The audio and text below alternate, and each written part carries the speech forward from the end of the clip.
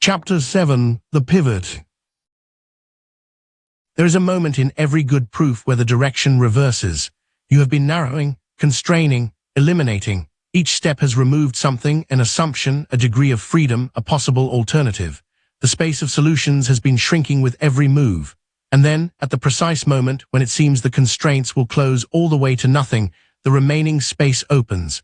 What looked like a vanishing point turns out to be a door. Mathematicians call this a turning point.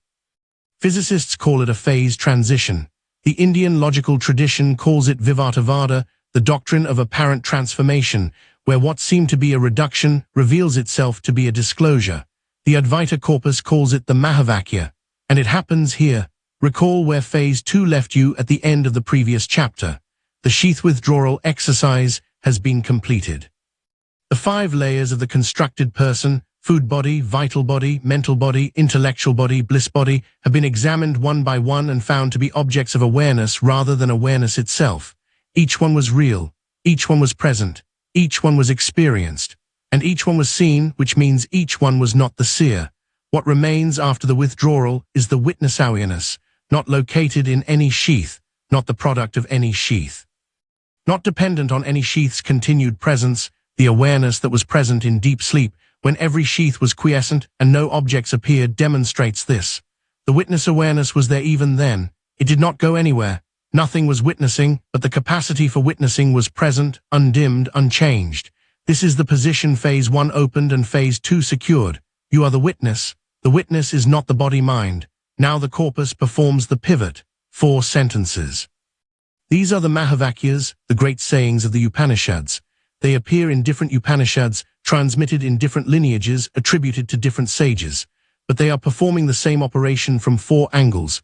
Prajnanam Brahma, consciousness is Brahman. Aitya Upanishad, Rig Veda Aham Brahmasmi, I am Brahman. Brihadaranyaka Upanishad, Yajurveda Tattivamasi, that thou art.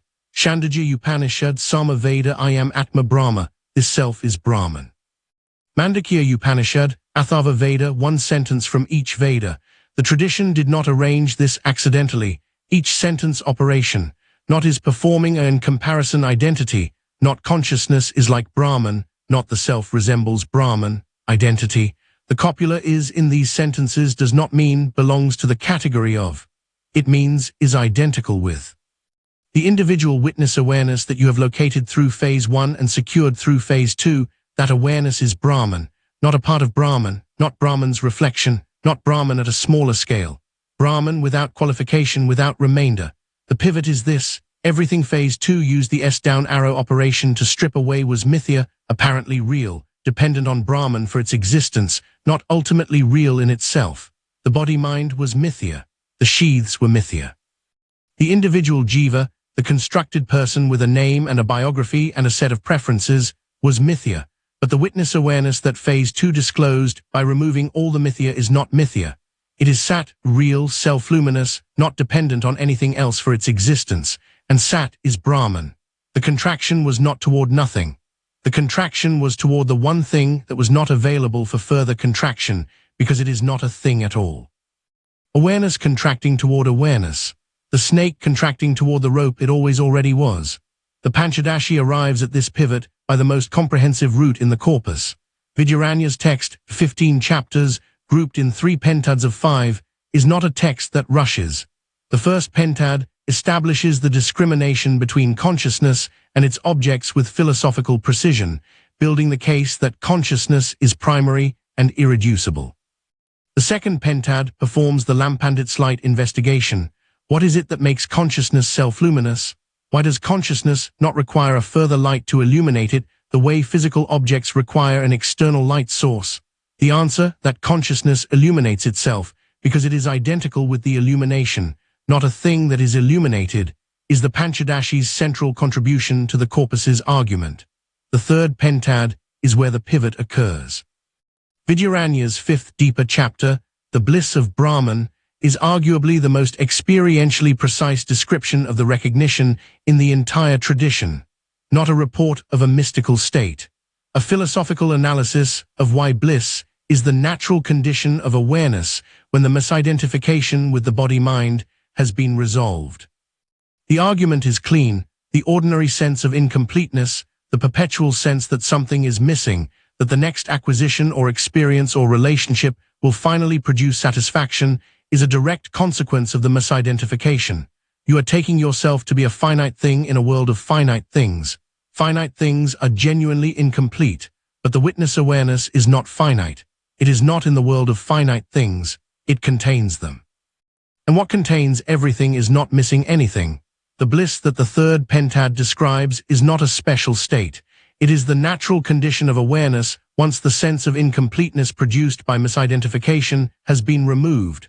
Not ecstasy, not rapture, the quiet that is left when the noise of seeking stops, not because you found what you were seeking, because you discovered that what you were seeking was what was seeking.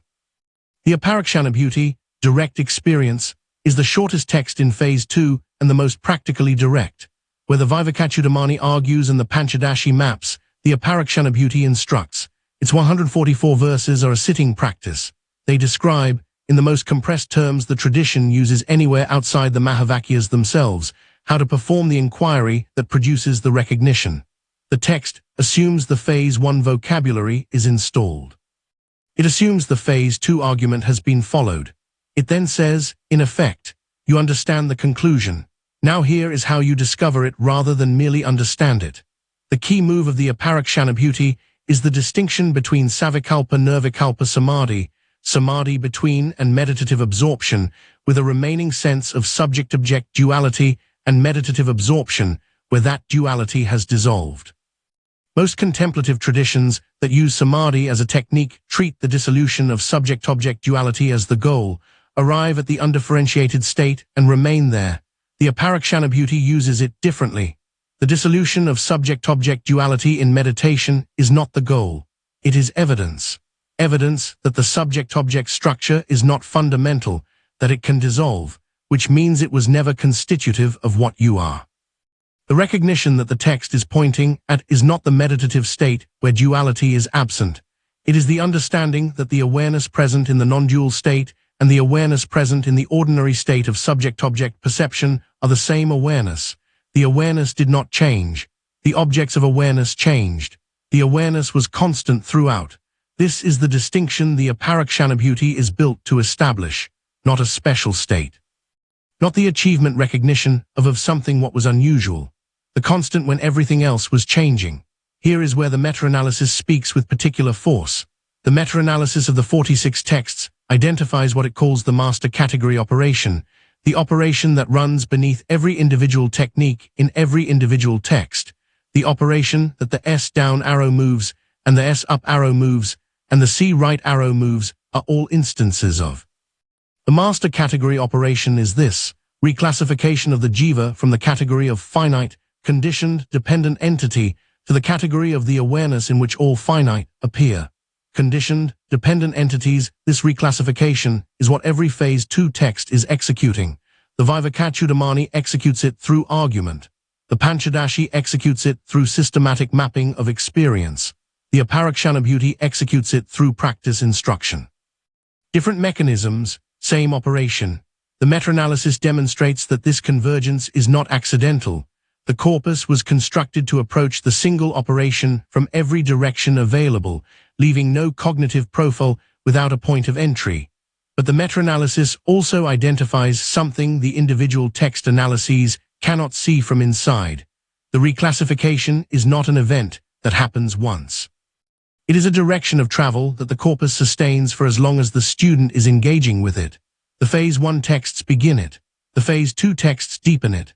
The radical texts that follow in Phase 3, the texts that will occupy Part 4 of this book, and perform the final move, the removal of the reclassification itself, not because the reclassification was wrong, because a reclassification is still a cognitive act, and what you actually are is prior to cognitive acts. There is a student who has followed this book carefully to this point and is experiencing a specific kind of frustration. They can state the argument, they can perform the exercises, they have found the witness position, they understand intellectually what the pivot means, that the witness awareness is Brahman. They can say the Mahavakyas with correct understanding of what each term refers to, and nothing has shifted. The intellectual understanding is complete. The recognition is absent. This is the most common and the most important impasse in the corpus's pedagogy, and it is worth addressing directly here because the Phase 3 texts, the radical texts, were built specifically for this student. The impasse exists because understanding the identity of Atman and Brahman is not the same as the recognition of that identity. The gap between the two is not bridged by more argument, more practice, or more precision in the intellectual formulation. The gap is bridged by the removal of what is blocking the recognition, and what is blocking it is not ignorance of the argument. It is a residual identification that persists beneath the level of the intellectual correction. The Vivekachudamani calls these vasanas, latent tendencies, the residue of previous identifications that continue to generate the sense of individual separateness even after the intellectual correction has been made. The student knows they are not the body. And yet the body's pain is their pain, the body's threat is their threat, the body's continuity is something they are invested in protecting. This investment is the vasana. It persists not as a belief, but as an orientation, a direction of movement that continues running beneath the level at which beliefs are held.